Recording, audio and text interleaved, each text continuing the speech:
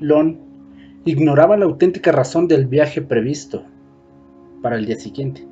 Hacía una semana ella había insinuado que quería ir a echar un vistazo a algunos negocios de antigüedades cerca de la costa. Solo estaré fuera un par de días, había dicho. Necesito tomarme un descanso para los preparativos de la boda.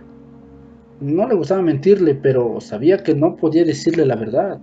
Su escapada obviamente no tenía nada que ver con él, y no hubiera sido justo pedirle que la entendiera. El viaje fue tranquilo, duró algo más de 2 horas, y llegó poco antes de las 11. Se inscribió en un pequeño hotel del centro, subió a su habitación, deshizo la valija, colgó los vestidos en el armario, puso todo lo demás en los cajones, almorzó rápidamente, pidió información a la camarera sobre los negocios de antigüedades más cercanos y dedicó las horas siguientes a las compras. A las 4:30 regresó a su habitación, se sentó en el borde de la cama, telefoneó a Lon.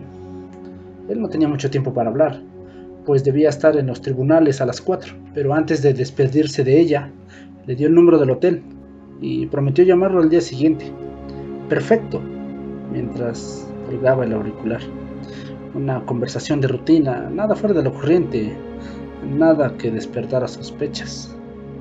Lo conocía desde hace 4 años. Se habían visto por primera vez en 1942, cuando el mundo estaba en guerra y los Estados Unidos llevaban un año en la contienda. Todos contribuían a su manera. Ella trabajaba como voluntaria en un hospital del centro. Ahí la necesitaban y la apreciaban, pero las cosas resultaron más complicadas de lo que había esperado. Las primeras cuadrillas de jóvenes soldados heridos volvían a casa, y ella pasaba los días con hombres destrozados y cuerpos mutilados. Cuando Lon, con su natural encanto, se presentó a sí mismo durante una fiesta de Navidad, le pareció justo lo que necesitaba: alguien con fe en el futuro y con un sentido del humor capaz de ahuyentar todos sus temores. Era atractivo, inteligente y decidido, un próspero abogado de 8 años mayor que ella, cuya pasión por el trabajo le llevaba a ganar muchos juicios y a hacerse un nombre en la profesión. Ella comprendía su obsesión por el éxito, pues tanto su padre como la mayoría de los hombres de su círculo social la compartían. Lon tenía una educación idéntica, y en la sociedad clasista del sur, los apellidos y los logros eran la condición más importante para el matrimonio. En muchos casos, era la única condición. Aunque ella se rebelaba secretamente contra esa norma desde la infancia, había salido con varios hombres que, en el mejor de los casos, podían ser calificados como advenedizos. Se sentía atraída por el carácter afable de Lon y poco a poco había llegado a quererlo.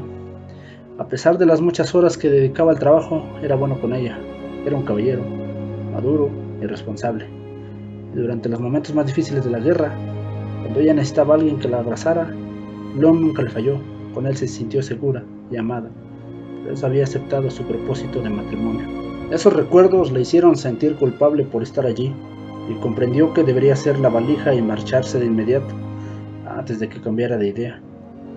Ya lo había hecho una vez, mucho tiempo antes, y estaba segura de que si volvía a marcharse jamás se atrevería a regresar. Tomó el bolso, titubeó un momento, se dirigió a la puerta. Por la casualidad la había empujado allí, así que dejó el bolso, sabiendo que si renunciara a sus planes, siempre se preguntaría qué habría pasado si se hubiera quedado, y esa incógnita no la dejaría vivir en paz. Entró en el baño, abrió la canilla de la vainillera, después de comprobar la temperatura del agua. Regresó a la habitación y fue hacia la cómoda, quitándose los aros de oro en el camino. Abrió el estuche del maquillaje, sacó una afeitadora y una pastilla de jabón y se desnudó frente al espejo. Una vez desnuda, contempló su imagen. Desde jovencita había oído decir que era preciosa. Su cuerpo era firme y proporcionado, con los pechos suavemente redondeados, el vientre plano, las piernas delgadas. Había heredado de su madre los pómulos prominentes, la piel tersa y el cabello rubio, pero su mejor atributo era solo suyo. Como siempre decía Lon, tenía unos ojos como las olas del mar. Volvió al baño con la afeitadora y el jabón, cerró la camilla, dejó una toalla a mano y metió con cuidado la bañera. Se sumergió en el agua disfrutando su efecto relajante. El día había sido largo y tenía la espada tensa, pero se alegraba de haber acabado tan pronto con las compras. Debía volver a Riley con algo tangible y las compras efectuadas. cumplirían ese cometido. Se dijo que debía informarse sobre otros negocios de la zona, pero de inmediato pensó que no sería necesario. Long nunca dudaría de su palabra. Tomó el jabón, se enjabonó y empezó a afeitarse las piernas. Mientras tanto, pensó en sus padres, en lo que dirían de su conducta. Sin duda la condenarían, en especial su madre. Ella había probado lo ocurrido durante el verano pasado allí, y mucho menos aprobaría esta escapada por más explicaciones que ella le diera. Permaneció un rato más en la bañera, y finalmente salió, se secó, abrió el armario y buscó un vestido. Optó por un amarillo largo, ligeramente escotado, acorde a la moda del sur. Se lo puso, dio un par de vueltas frente al espejo. La favorecía, le daba un aspecto muy femenino, pero al último momento cambió de idea y volvió a colgarlo en la percha. Se decidió por un modelo menos elegante y provocativo. El vestido de color azul cielo, abotonado, con puntillas, y no era tan bonito como el primero, pero le confería un aire que le parecía más apropiado. Apenas se maquilló con un solo toque de sombra, un poquito de rímel para destacar sus ojos, luego un poco de perfume, no demasiado. Se puso un par de aros de argolla y se calzó las mismas sandalias sin tacón que llevaba antes. Se cepilló el cabello rubio, lo recogió y miró al espejo. No pensó, era demasiado, y volvió a soltárselo. Mejor así. Cuando hubo terminado, retrocedió unos pasos y se examinó. Estaba bien, ni demasiado arreglada, ni demasiado informal. No quería excederse, al final y al cabo, no sabía con qué se iba a encontrar. Había pasado mucho tiempo y quizá demasiado, y podían haber ocurrido muchas cosas, incluso algunas en las que prefería no pensar. Bajó la vista, comprobó que le temblaban las manos y se rió de sí misma. Era curioso, nunca se ponía tan nerviosa.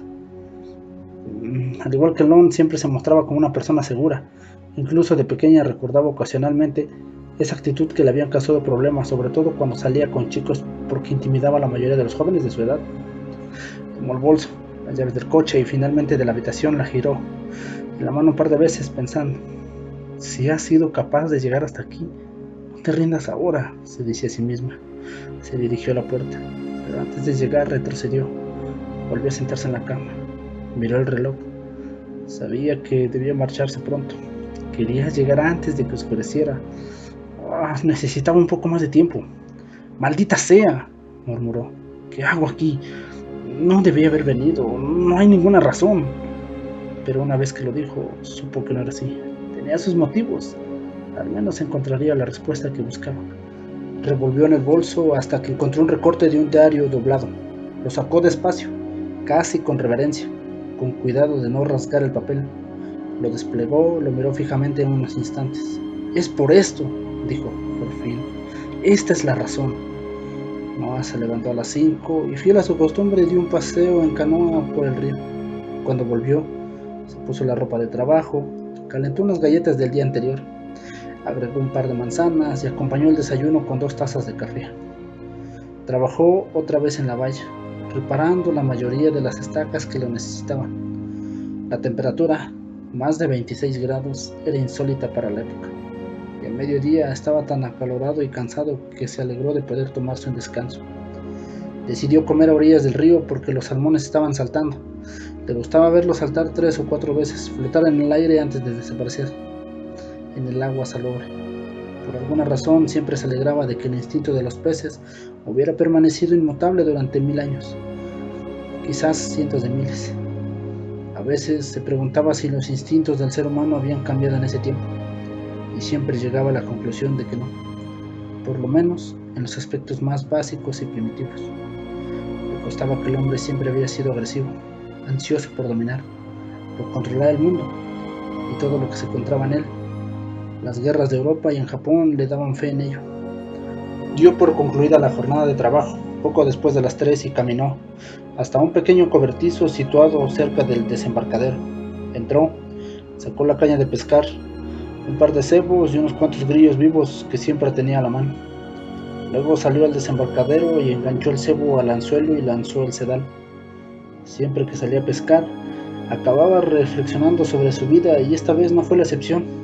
Recordó que tras la muerte de su madre había vivido una docena de cosas diferentes.